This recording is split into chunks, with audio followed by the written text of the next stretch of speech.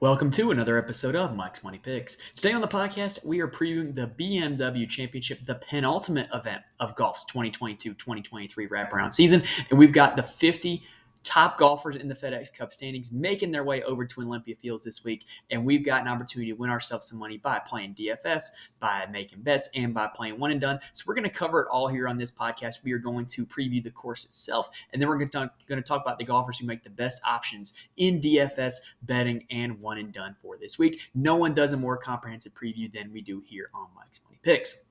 Now, if you're watching on YouTube, please hit the like button. It shows me a lot of support. And if you're new to the channel, please hit the subscribe button. You'll be notified when new episodes drop, like all of our season-long fantasy football content that we've got coming out, as well as our weekly golf and college football content as well.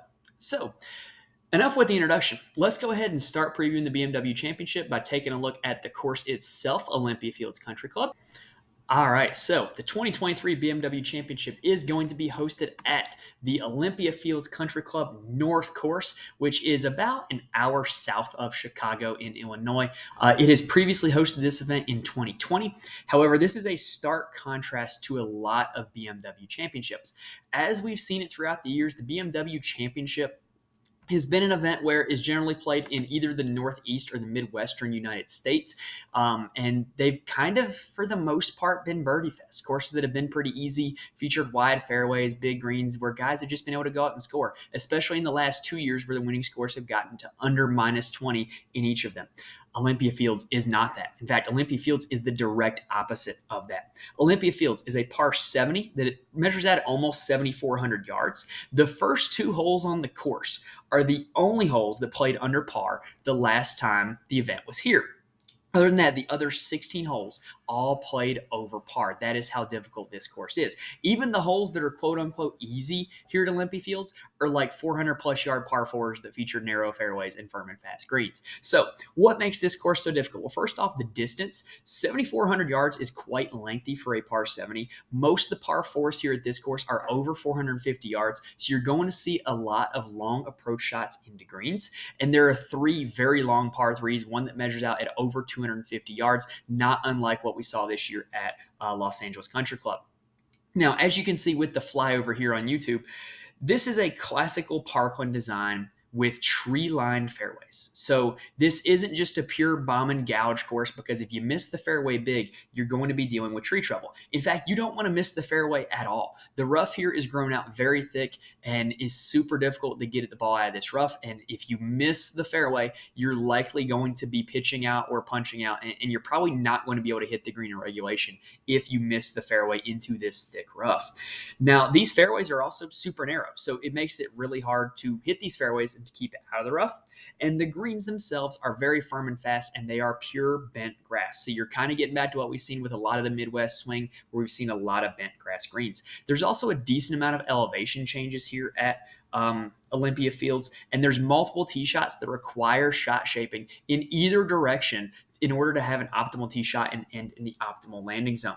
In my opinion, this plays like a major championship venue. You know, kind of what we see year in and year out with the PGA Championship and the US Open, where you've got long, difficult golf courses with thick rough, and they just try to make the conditions as difficult as possible. Now, kind of a personal anecdote here. They recently added this course onto the EA Sports PGA Tour video game. And I know, yes, it's still a video game, but even on there, I consider myself pretty good at that game. I score worse at Olympia Fields than like I do at like every other course. Like if it's difficult on a video game, it's going to be difficult in real life. Like normally courses on there, I'm shooting minus 18, minus 20 easy. This one, I've not gotten to minus 18 yet. And I think that the difficulty of the course does show up there. Obviously, it is still a video game, but hey, you know, a little anecdote there for you. So if you look at the leaderboard the last time this event was held here, Jon Rahm ended up beating Dustin Johnson in a playoff. There were 5 players that finished this tournament under par: Rahm, Johnson, Matsuyama, Neiman, and Finau. Everybody else was even or worse. Now, when you look at that first group of players, it kind of feels like this course could play to bombers. You got Rahm, you got DJ, you got Neiman, you got Finau, right? But as you look down the leaderboard, there are names near the top that are not bombers, like Matt Fitzpatrick, T6, Brendan Todd, T8, Mackenzie Hughes, T10, Brian Harmon, T12. So maybe, this course can play one way or the other. I think at the end of the day, what you see from the last time this event was here is that you had either two paths of success. Either you want to hit every fairway, or you want to be so long that even if you miss the fairway, you can still manage to hit these greens and you hit more greens than everybody else. If you look at the strokes gain numbers from the last time the tournament was here, putting didn't really matter a whole lot. Like, there was not a whole lot of guys that at the top that gained an obscene amount of strokes putting. There was a lot of guys that just kind of, treaded water putting and ended up just being really good in the ball striking categories, and that was how they did it. Hideki Matsuyama gained 1.5 strokes per round around the green, which is kind of an outlier there. Around the green play didn't seem to make too much of a difference either. Brendan Todd was the best putter here. He gained 1.74 strokes putting around. And then the best tee to green players, you had Hideki Matsuyama and Joaquin Neiman were both great tee to green. And then you also had, hold on, I got to find him. Corey Connors gained over 2 strokes per round tee to green, but lost almost 2 strokes per round putting. And so he still did not finish well. But Corey Connors was one of the best tee to green players here last time. Scotty Scheffler also had decent tee to green numbers. This was back before Scotty Scheffler became the Scotty Scheffler that we know him now. Now, in terms of comp courses, I think there's a few that stand out. In my opinion, Oak Hill, home of this year's PGA Championship, is the best comparison. Narrow fairways, thick rough, needed to either be an elite driver or an elite approach player to do well. And you look at the leaderboard, it's a lot of guys who were both elite off the tee and elite on approach, with Brooks Koepka, Victor Hovland, and Scotty Scheffler being the top 3, with Bryson, Kurt Kitayama, and Cam Davis rounding out the top 6. Now, in terms of other course comps, I think that there's a few that I think you could add. A lot of major championship venues kind of check out for course comps. So if you're looking here on rickrungood.com using their tools, I just added all the PGA Championships and US Opens to just see who is the best in their career at these major championship type venues. And no surprise, it's Scotty Scheffler, Rory McIlroy, Xander Schauffele, Colin Morikawa, and Jason Day as the top 5. In terms of more specific comp courses, I think there are a few of them. So we're looking for courses that play firm and fast, have thick rough, tend to play pretty difficult. And so I singled out Bay Hill, Muirfield Village, and Torrey Pines for those. And the best golfers in the field at those 3 courses have been Jon Rahm, Scotty Scheffler, Patrick Cantlay, Rory McIlroy, and Tyrrell Hatton. So it should come as no surprise that the guys that are the best players in this field tend to play the best at the courses that match up the best, because like I said, it's like a major championship, right? You're probably going to get one of the big dogs that end up winning this week, because that's just typically what happens when you see these difficult golf courses. Now, if you look here on the custom model tool on rickrungood.com that I'm using, I used quite a few factors into my model, including driving distance, as well as fairways gained and greens gained, and then strokes gained putting bent grass, long approach shots, course history here, and then strokes gained on difficult golf courses. And the number 1 golfer in my model ended up being Jon Rahm, followed by Patrick Cantlay, Rory McIlroy, Colin Morikawa, and Scotty Scheffler as the top 5. Tony Finau kind of made some noise coming in at 7th, a little bit ahead of his price. And then Justin Rose was the first golfer in the 7K range that showed up. Harris English was the first golfer in the 6K range that showed up on my model. All right, so enough about talking about what kind of golf should play well here. Let's see if we can identify some golfers that should play well. All right, so we're looking at the board with the DraftKings pricing here for this week at the BMW Championship. And so I got to get a few things out of the way. One, we've been over this already, but this field is 50 players. So everybody in DFS is playing over 10% of the entire field in their lineups. What that means is ownership on individual golfers is going to come in very high. If you are playing in big-time GPPs, duplicate lineups are going to be very likely. The best way to avoid duplicates, if you wish to avoid duplicates, is to not spend all of your salary on DraftKings or on FanDuel. However, I've always been of the mindset that if my ownership levels are good enough anyway, I don't really need to worry about being duplicated as long as I have the right guys and the right guys end up going off. It's just, if you get duped, you get duped. That's always how I've felt about it. Anyway, Well, you've also seen this week on DraftKings, FanDuel went with their normal pricing structure, but FanDuel went back to the similar pricing that they had at the Open Championship, where they minimized at $5,500. That's going to open up the door for more creativity this week, because if you play a few of the guys from the 5 and 6K range, you're going to be able to really spend up top and get the right combination of guys that you want if you end up saving enough by going deep down the board. So let's go ahead and talk about the top of the board, because this week, if you're playing DFS, you're probably going to want to make your stands this week. And what I mean by that is, if you play like 4 or 5 lineups and you get like 40 to 50 of the players in your lineups, well, that the math doesn't support that. If you play 8 to 10 lineups and you get like between 40 and 50 of the field in your lineups, that's probably not going to be the best strategy. You're going to want to play your guys and fade the guys you don't want to play this week. So I'm going to try to not talk about like literally every golfer in the field, but I definitely want to be able to evaluate it from that standpoint of making stands this week. So at the top of the board, how are we going to make a stand? Well, Rory McIlroy is the top price golfer in the field, and I absolutely get it. He's been really, really good lately. You know, he had a hard charge on Sunday to finish T3 at TPC Southwind, but what you continue to see out of Rory is that he's gained strokes with the putter now in 9 straight events. He has gained over 4 strokes ball striking in 9 straight events, and he, kind of continue both of those trends with the 9 strokes ball striking and 1.39 strokes gained putting at TPC Southwind. So I see no reason to fade Rory. I think this course happens to fit him really well, where his elite driving of the golf ball, by not only being super long, but by being above average in accuracy as well, I think that really plays into Rory's hands.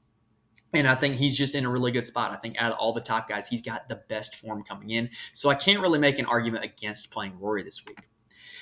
Scotty Scheffler is an interesting case study, because Scotty Scheffler, if you were not aware, played with a new putter at the FedEx St. Jude Championship last week, and didn't really work out for him. I thought Scotty's putting couldn't get much worse. Well, it was still pretty bad. He lost about 3 strokes putting at TPC Southwind, and what the concerning sign is that he only gained 4 strokes in the ball striking categories, but Scotty's just been so good for so long that I kind of feel like maybe we can just write that off as one bad week. If you're a Scotty supporter, you're writing it off as one bad week, and you're saying that the putter has to start regressing towards the mean soon.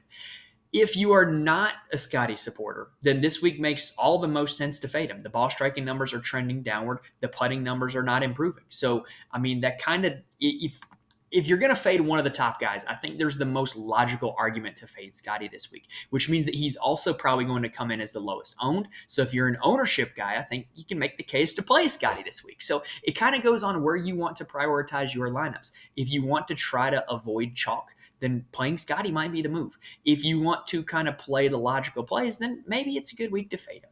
He did come in 20th place here when it was at Olympia Fields back in 2020, and he lost almost 2 strokes putting, which should surprise absolutely nobody. So that is kind of how we feel about Scotty Scheffler this week. I think he's the ownership pivot at the top tier. Jon Rahm is going to be probably the most popular player because he's cheaper than Rory and Scotty, and he won the last time the event was here. I mean, I just don't think it sets up any better than that, right?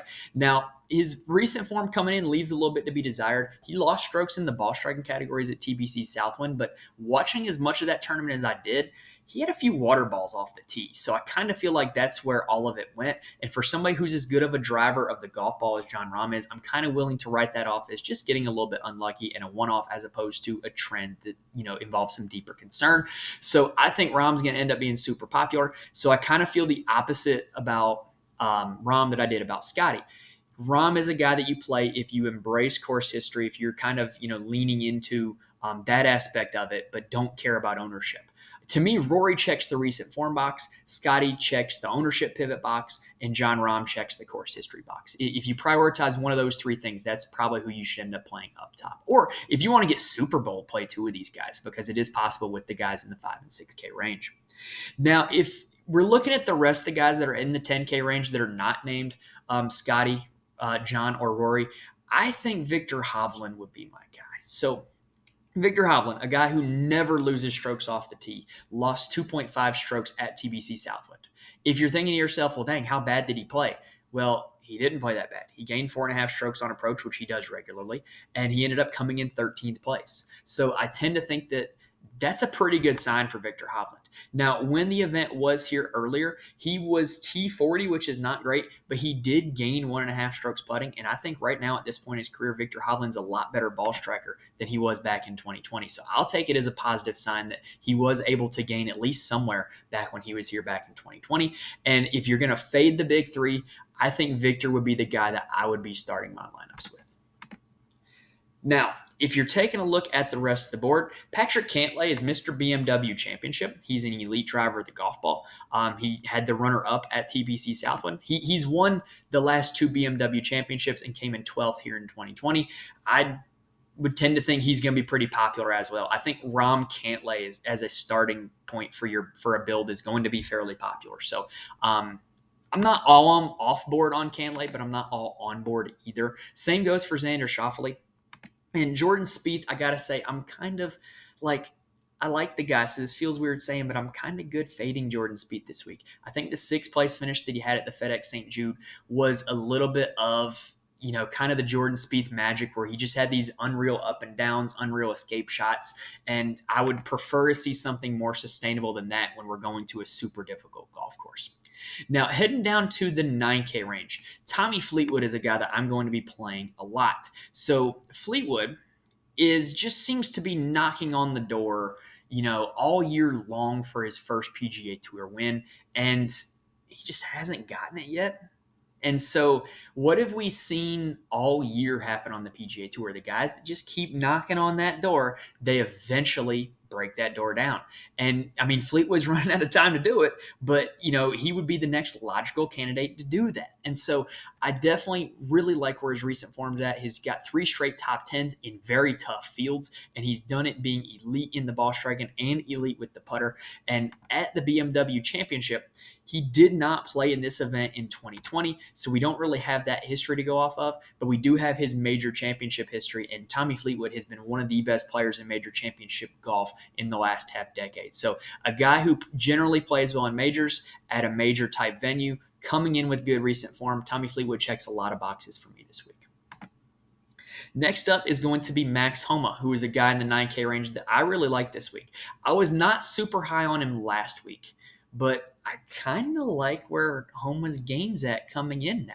He's been really good in the ball striking categories in each of his last 2 events. He's got 3 straight top 12 finishes, and he's a guy who has the potential to have spike weeks around the green and with the putter. And when he does that, he tends to do really, really well, like when he had a runner-up finish at Riviera, like when he won at Torrey Pines. I think Torrey Pines is a pretty good comp course for this. Very long, very thick rough, and he owns a win there. I think the TPC Potomac, which he won the Wells Fargo at last year, is another good comp course. Very long, very narrow, very tough, and Max Homa won that event last year. And so I kind of really like the fact that he's got that going for him. However, the nit you can pick is that if I'm saying this is a major championship venue, nobody at the top of the board has been worse in major championships than Max Homa in the last 5 years. So that part does kind of scare me a little bit, but I feel really good about the recent form, and I feel really good about his track record at difficult courses in the non-major category. Next up, I went the wrong way. So for the rest of the 9K range, I think that Hideki is going to be a pretty popular play this week. He was 3rd here back in 2020, had a good finish at the FedEx St. Jude, really just was lacking in the putter, and I kind of think people are going to play him for that reason. Ricky Fowler and Lucas Glover are the 2 guys that I'm like, salute. I will catch up with you another time. I think we've seen the best of you this season. Ricky got his win at the Rocket Mortgage and has just been kind of mediocre since. Lucas Glover has won back-to-back weeks. Now, I just think the likelihood of him continuing what he's doing just isn't that likely. That's me. And so I'm kind of willing to just fade him this week. And if that burns me, that burns me. He might just play himself onto the Ryder Cup team in Justin Thomas's spot. So I'm kind of off on Lucas Glover this week. I don't think he's going to win 3 times in a row. It's very difficult to do. All right, so heading to the 8K range. The first thing that stood out to me was how expensive Corey Connors was. But then you look at the stats, and he's got a lot going for him. He's been really good off the tee for pretty much this entire calendar year, and he has the potential to have spike weeks on approach. And when he doesn't, the putter has been pretty good this year. And we know that Oak Hill was one of my comp courses. Well, he was tied for the lead heading into Saturday. I believe he was tied. If he wasn't tied, he was close to it. And then he ends up coming in 12th place at Oak Hill. At this event in 2020, he was one of the best tee to green players. He was just the absolute worst putter. He lost almost 8 strokes putting, and he came in 33rd place. So I kind of would hope that he's righted the ship a little bit with the putter and hope that he's able to do that. What I think might scare some people off of Corey Connors is the fact that, like I said, my first instinct when I saw that was, holy crap, Corey Connors is expensive. And I think that might scare some people off. And I'm kind of okay with a really low-owned Corey Connors this week. I think that might be a really solid play. Wyndham Clark is the next guy in the 8K range that I like. And I'm willing to kind of just chalk it up at the FedEx St. Jude to just one bad week and really one bad round. Like, he played his way out of the tournament pretty much on Friday. And I never want to get in the guy's head, but I kind of feel like he just mailed it in over the weekend after that. So I really do think that this could be a good bounce back spot for him, because who have we seen over the course of this year that has played well at major championship type venues, that has played well at long golf courses, and is both long and accurate with the driver? That's Wyndham Clark. He checks off all those boxes. He's really good at long approaches, as evidenced by his wins at Quail Hollow and at LA Country Club. And so I kind of think that this sets up really well for Wyndham Clark, and I really think this is a good spot to go to him. I actually really like Wyndham Clark in a format like DFS or in a format like Jock Market, if you have ever played Jock Market, where he just has to kind of beat out what his expected finishing position is. Now, if you have never played Jock Market before, let me show you something. So we are now partnered with Sign Up Expert. And what Sign Up Expert does is it will sync to your location, and it will show you all of the best DFS player props and sportsbook sites that are available in your area. And you will get the best offers and promo codes for new users that are available. And if you use my links, it'll show me some support as well. Jock Market is one that's on there. They'll 100% deposit your first match. I've recently tried it and I really enjoy it. It's all about finding guys that might not necessarily win the tournament, but can outplay their expectation. And I think Wyndham Clark is a great guy in a format like that this week. Next up is going to be Tom Kim. I think this could be a Tom Kim course in the way that Brendan Todd and Brian Harmon played well here back in 2020, where you have guys that are not long off the tee, but are hitting every fairway and hitting every green. And Tom Kim has the ability to do that. And oh yeah, he has the ability to spike with the putter as well. When he was a runner-up at Royal Liverpool, he gained over 7 strokes putting. So you've got a guy who is going to find himself in the fairway, should be able to hit a lot of greens, and has the capability to have that spike week with the putter. I think this is a really good spot for Tom Kim. If you were concerned about the ankle injury he sustained at the Open, he came in 24th place last week at the FedEx St. Jude. And I kind of think that that's good enough for me to, just assure me that the injury is not going to be an issue. Last up in the 8K range that I want to talk about is Tony Finau. So Finau last week came in 64th place out of 70, which is not great. It's the bottom 10%. But if you look at the stats, it was all because of the putter. And it was really like the worst putting tournament of his career. And so I kind of think that with Finau, I'm willing to let people fade him because of his recent form. It has not been good.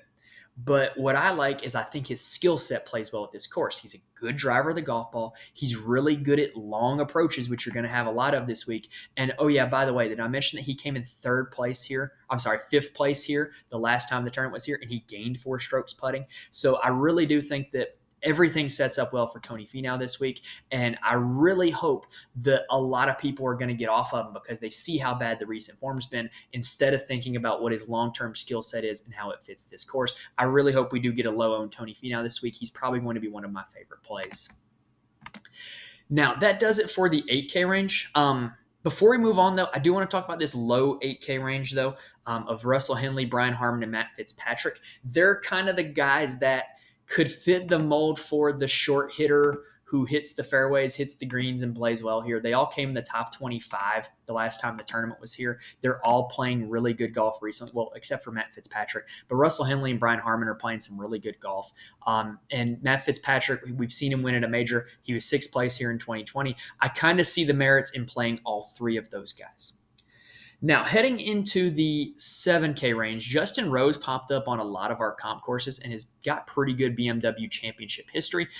But I've got a favorite play in the 7K range, and that is Cam Davis. So when we think about Cam Davis, he is really long off the tee, and he has the potential to have these spike weeks with his irons where he just goes nuclear, right?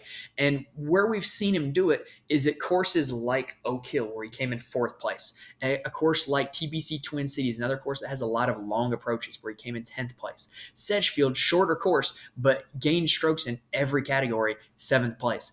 And then last week at the FedEx St. Jude, he gained strokes in every category except with the putter, which he only lost 1/20th of a stroke and came in 6th place. His statistical profile is really good, and his length off the tee and his ability to get high with the irons set up really well for this course. I am all systems go on Cam Davis this week. He's probably going to be one of my favorite plays. Another guy this week that I think is going to be very popular is Benny On. So he's been really good with the driver this year, and his recent form's been pretty solid overall. Starting with a 3rd place at the Scottish Open, 2nd place at Sedgefield, and last week he was T37 at the FedEx St. Jude. But I think the reason a lot of people are going to be on him is because of his history here at this BMW Championship. He was 12th the last time the BMW Championship was at Olympia Fields. He had a really good week with his irons and just kind of treaded water in the short game categories. And, that's a pretty solid finish for Benny On. And if he gets you that 12th place finish, he's absolutely going to pay off his salary. I think he's going to be a pretty chalky play, so I'm probably not going to be on him as much as other people are, but I did want to mention the course history as well as the recent form and the course fit for Benny On. Another guy in the 7K range that I like a lot is Emiliano Grillo. So Grillo, pretty much historically, was one of the worst putters on the PGA Tour, right? Just routinely losing multiple strokes putting. Well, he flipped that on its head about in March. And since then, he's been really, really good, really consistent with the putter, gaining strokes almost every event since March 1st. Well, what that has done for him is that has increased his ceiling significantly because he's always been a good approach player and he has the potential to be a good player off the tee. And so I really think that when you combine what he's done with the putter recently with how accurate he is off the tee and how good he can get with his irons, I think this is a pretty good spot for Emiliano Grillo, and I'm willing to play him in a lot of my lineups this week. Now, at the bottom of the 7K range is a guy who was not popular last week at all, but if you played him, you reap the benefits of playing him. It's Sahith Theegala. So he had missed 3 straight cuts heading into the FedEx St. Jude, and he kind of turned his game around enough to come in 13th place. Now, where a lot of people are going to detract from it is the fact that he did most of his work with the putter. He gained 4 strokes putting, lost strokes on approach. But I kind of think that just seeing good golf out of Sahith is a good sign. What we've seen from Sahith over a year is he has played pretty well at major championships. He was 9th at Augusta National. He was 40th at Oak Hill, 27th at LA Country Club. And, he kind of plays well at these events where they're longer and more difficult. And he's a guy that also, he has the capability of getting hot at any moment for one round. And I kind of like playing a guy like Sahith at a no-cut event where I'm guaranteed 4 rounds out of him and, give him an extra, 2 opportunities guaranteed to, find that nuclear round. And so I really do think Sahith Theegala is a pretty solid play in the 7K range this week. Now, other guys that I like in the 7K range, JT Poston, his recent form has been outstanding. His lack of distance is pretty bad, and he's not that accurate off the fair or off the tee either. So I don't think this is the best setup for him, but I think he's playing the absolute best golf of his career. Sepp Straka played really well at Oak Hill. However, he's had 2 really bad starts in his last 2. I don't know if I want to go back to him for that reason. Keegan Bradley has played well at the BMW Championship historically. He played well at TPC Potomac, like we mentioned with Max Homa. I could do worse than Keegan Bradley. I wouldn't mind going with Keegan Bradley this week. Now, let's go ahead and talk about the 6 and the 5K range. So, like I said, you give yourself a lot of flexibility if you're willing to dip down into this range. Well, there's one guy that I think is going to be super popular, and that's Eric Cole. He just seems to just keep piling up good finish after good finish after good finish. He plays seemingly every week. He played really well at the PGA Championship at Oak Hill, and I kind of think he's going to be the chalky play down here this week. Adam Schenk is another guy who's been playing some really good golf. He's a guy like Sahith who has the capability of getting hot, and I think when you're guaranteed 4 rounds of him, I think that gives him a pretty good shot. Brendan Todd, 8th place finish last time it was here in 2020. Now, those are not my preferred plays in this range, though. My favorite plays in this range start with Andrew Putnam, who is not great off the tee, but he doesn't have to be when he's as good on approach and with the putter as he has been. And I kind of think he's the guy that could fit that mold of like we saw out of a Brendan Todd or a Brian Harmon back in 2020, where he's just casually hitting the fairways off the tee, being really good with his irons and really good with the putter. And I just really like how his game's set up. One of my comp courses, Muirfield Village, I thought might have been too long for Andrew Putnam. It wasn't. He came in 5th place. So I really just like how this sets up for Andrew Putnam, and I'm probably going to be going to him this week. Harris English is another one of my preferred plays in this range. So last week, if you didn't have the strokes gain breakdown, you might have thought it was a terrible week for Harris English, coming in 52nd at the FedEx St. Jude, but he gained almost 7 strokes on approach. Granted, he gave all that 7 back and more with the putter and off the tee, but if you can gain 7 strokes on approach this week, you're going to put yourself in good shape. Also, for whatever reason, Harris English is oddly a really good player at U.S. Opens. I don't know why, but he just is. 8th place finish at LACC, made the cut at the Country Club, but 3rd at Torrey Pines and 4th at Winged Foot. Winged Foot is a course that I find very similar to this one. So I'm willing to buy in this week on Harris English's recent approach play, as well as his history at major championships. Lastly, you got Lee Hodges. Lee Hodges is a guy that I like to play at long and difficult golf courses, and what do you know? This is a long and difficult golf course. Now, at TPC Southwind, he's another guy like Harris English that if you didn't see the breakdown, you would have thought it wasn't a great week for him. But he gained strokes in every category except for around the green, where he lost over 5 strokes around the green. That is just absolutely an insane number, and I don't think it's going to happen again. And we all know that he won recently at TPC Twin Cities. That's another long golf course. Might not be super difficult, but it is long. And I do just generally like his track record at longer golf courses. So Lee Hodges is probably going to be my favorite play in the 6K range this week. All right, so let's go ahead and talk about one and done. So if you are in any respectable one and done, this is probably your last week playing one and done for the 2023 season. Hopefully, you have a guy that you have mapped out for this event and have been waiting to use for this event. If you do, great. Use that guy.